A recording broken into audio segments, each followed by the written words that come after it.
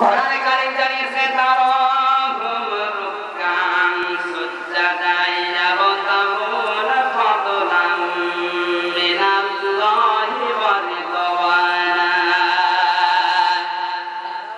আল্লাহ পাক বলেন, হে নবী, আপনার উম্মত যারা দাবি করবে তাদেরকে রুকু অবস্থায় সিজদা অবস্থায় পাওয়া যাবে। আমাদেরকে রুকু সিজদা অবস্থায় পাওয়া যায় মাথারে, বাবার দরবারে।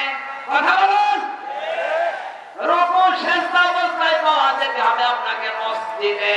কথা বলেন না কেন?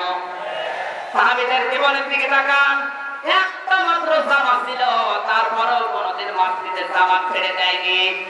হযরত আব্দুল্লাহ আনসারী একটা মাত্র পোশাকে স্বামী স্ত্রী নামাজ পড়েছে, এরপরেও কোনদিন তিনি জামাত ছেড়ে দেননি। সুবহানাল্লাহ বলতে পারেন না?